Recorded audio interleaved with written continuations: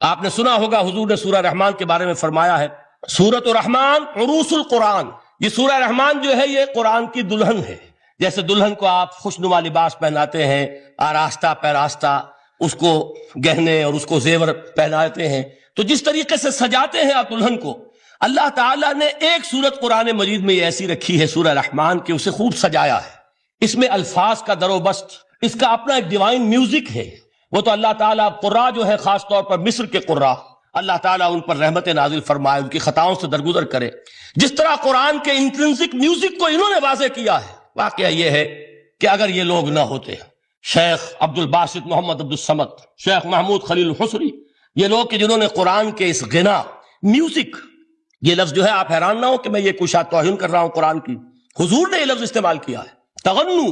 اس قرآن کو اچھی سے اچھی خوشلہانی کے ساتھ پڑھو۔ من لم یتغن بالقرآن فلیس منا، جو قرآن کو بہتر سے بہتر انداز میں، اچھی سے اچھی آواز میں،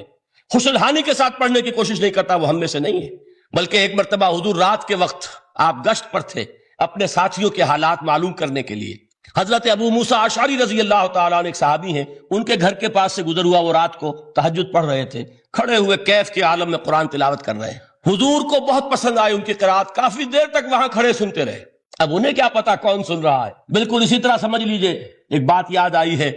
حضور فرماتے ہیں کہ جس طرح کان لگا کر اللہ قرآن کو سنتا ہے، کسی چیز کو نہیں سنتا۔ ہمیں نظر نہیں آتا نا، ہمیں معلوم نہیں ہے، ہم قرآن پڑھ رہے ہیں تو سننے والا کون ہے؟ سب سے زیادہ کان لگا کر خود اللہ۔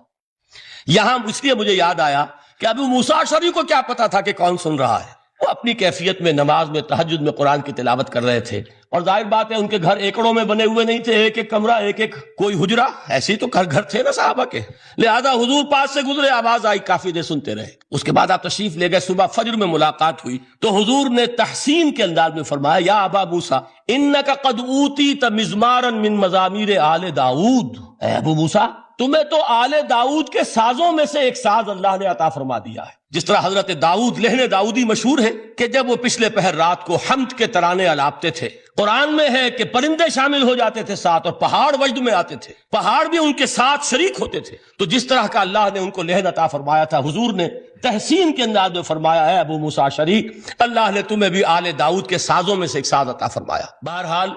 قرآن مجید کا جو یہ میوزک ہے، قرآن کے الفاظ کا جو حسن ہے، جہاں تک حسن معنوی ہے وہ تو ہر لفظ میں ہے، لیکن یہ حسن ظاہری، حسن صوتی، حسن لفظی، یہ اپنے کلائمیکس پر آپ کو نظر آئے گا سورہ رحمان میں۔ لیکن قرآن میں یہ سورت اس اعتبار سے بھی ممتاز ہے، اس کی 4 آیات پر ذرا توجہ کریں گے، عجیب حقائق سامنے آئیں گے۔